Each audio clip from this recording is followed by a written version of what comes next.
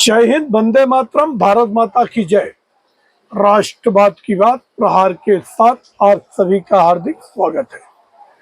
दोस्तों, आज जो विमर्श की टॉपिक है वो पूरे भारत में मचे हंगामे, जो एसआईआर की प्रक्रिया और इसके बाद जो सारे मुद्दे राहुल गांधी ने इलेक्शन कमीशन पे उठाए और एक महाराष्ट्र का अहिरे व्यक्ति जो कि महाराष्ट्र में वोट चोरी की मुद्दे को सुप्रीम कोर्ट में लेके गया और वो फेक नैरेटिव कैसे धड़ाम से गिरा। आज इन 3-4 विषयों पे एक गंभीर चर्चा करने वाला हूं और आप लोगों से मेरी यही अपील है कि आप अंत तक वीडियो जरूर देखें और अपने दोस्तों तक इस वीडियो को जरूर शेयर करें। अगर आपको हमारे वीडियो में कुछ भी अच्छा लगे, बुरा लगे, आप अपने कमेंट सेक्शन में आके कर सकते हैं। हमने कोई कमेंट सेक्शन आज तक ब्लॉक नहीं किया है। अब आते हैं विमर्श की टॉपिक पे कि जैसे ही एसआईआर की प्रक्रिया शुरू हुई, खासतौर से बिहार में, वैसे ही इन लोगों की राहुल गांधी और तेजस्वी यादव और लालू यादव की छटपटाहट दिखने लगी। इन लोगों को अपने देश से कोई मतलब नहीं है। इनको जो अवैध घुसपैठिए बांग्लादेशी, रोहिंग्या या अन्य देशों के लोग जो आके यहाँ पे चोरी छुपे आधार कार्ड या अन्य माध्यमों से घूस खिलाकर कुछ भी करके यहाँ पे अपने वोटर आईडी बना लिए। मैं एक बात कहना चाहता हूं कि अगर जो भी कुछ हुआ हो, अगर आज उसको रेक्टिफाई करना जा रहा है, संविधान भी यही कहता है कि देश में भारत के अलावा गैर दूसरे देश के कोई भी एक भी व्यक्ति वोटिंग राइट नहीं मिलना चाहिए। तो राहुल गांधी ने इस मुद्दे को इतना जोर शोर से तुल दिया। अब उन्होंने आज जो धमकी दिया है वो बहुत शर्मनाक है। वो कहते हैं कि अगर बिहार और दिल्ली में हमारी सरकार, इंडिया की गठबंधन की सरकार बन जाती है, तो ये जो भी प्रशासनिक कर्मचारी हैं इलेक्शन कमीशन के, सभी को एक एक को देख लूंगा। ये रोड छाप भाषा। आप एक संसद के गरिमामयी पद पर हैं और नेता प्रतिपक्ष भी है। Not only one post, you have now 2 post कि you are eldest leader of Congress party और दूसरा कि आप लोकसभा एलओपी के भी सबसे सम्मानित नेता है, जो कि एक संवैधानिक पद पर है। आपको ऐसे गुंडे, मवाली, लफंगों जैसी भाषा शोभा नहीं देती है। इवन मैं भी एक इन्फ्लुएंसर हूं। मैं बहुत सारे वीडियो अभी तक बना चुका हूं और खासतौर से मैं पॉलिटिकल एनालिसिस करता हूं, मगर ऐसे गुंडे मवाली की भाषा मेरे 650 वीडियो में कहीं आपको नहीं मिलेगी। हमको भी हमारी भाषा की गरिमा को ध्यान में रख के वीडियो बनाना पड़ता है। और आप तो पूरे देश के विपक्ष की आवाज हो, तकरीबन 30-35 करोड़ जनता की आवाज हो। इवन विपक्ष में बैठा व्यक्ति सत्ता पक्ष और विपक्ष दोनों जनता की आवाज है।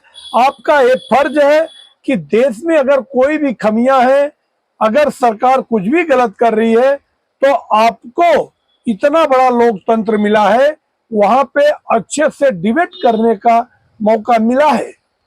1 महीना पूरा 21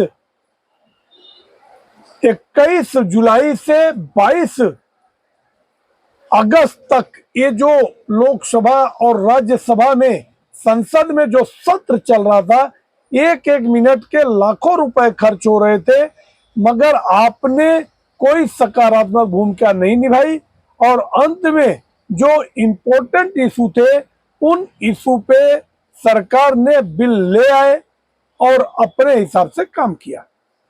अब आपकी जो बात है कि आपने कहा हम एक एक को देख लेंगे, इसके पहले आपने नारा दिया कि चौकीदार चोर है, और उसके पहले नारा दिया कि जितने भागने वाले होते हैं क्यों मोदी ही कम्युनिटी के होते हैं। उसके पहले आपने कहा कि भारतीय जनता पार्टी ने एक हत्यारे को अपना राष्ट्रीय अध्यक्ष, उपाध्यक्ष, राष्ट्रीय अध्यक्ष बनाया है। और इसके पहले आपने कहा कि सावरकर तो एक माफी वीर थे। इसके पहले आपने कहा कि चौकीदार चोर है। तीन तमाम मुद्दों पे इसके पहले आपने पेगासस का मुद्दा उठाया। तो मुझे लगता है कि कोई ऐसा विषय नहीं है जिन विषय पे आप बार बार केजरीवाल के जैसा नाक रगड़ के माफी ना मांग रहे हो। ये कौन सी लत आपको लगी है और कौन सा प्रकरण आप पूरा कर रहे हैं?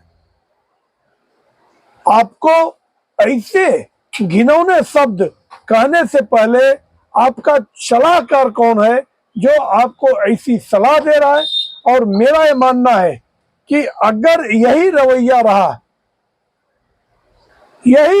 रहा तो जैसा अमित शाह ने कहा कि आने वाले 20-25 साल में कांग्रेस पार्टी का कोई व्यक्ति प्रधानमंत्री नहीं बन सकता।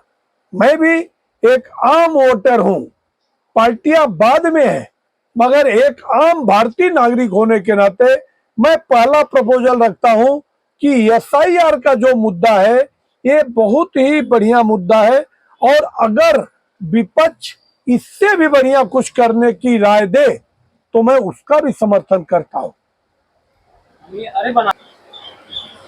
तो मेरा जो मानना है कि आने वाले समय में भी कांग्रेस का कोई युवराज, 56 वर्ष का व्यक्ति क्या युवराज होता है?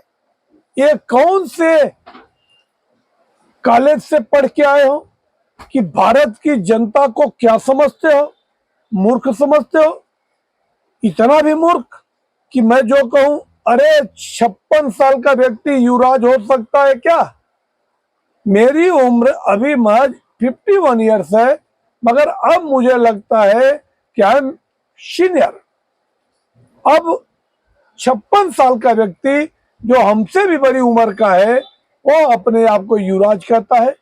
आज जो इन्होंने नैरेटिव सेट किया था कि 40 लाख वोट महाराष्ट्र में वोट चोरी हुई और उससे देवेंद्र फडणवीस की सरकार बनी, और इसकी एक याचिका महाराष्ट्र के एक व्यक्ति ने सुप्रीम कोर्ट में डाला था। इसके पहले मुंबई हाई कोर्ट ने लताड़ लगाई थी, याचिका खारिज की थी।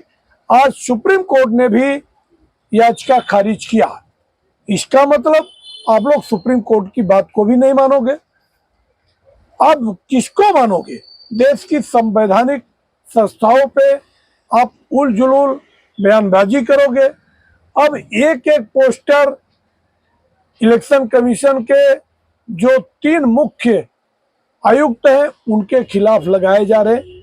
आने वाले टाइम में एक बार फिर ये लोग माफी मांगेंगे, नाक रगड़ के माफी मांगेंगे।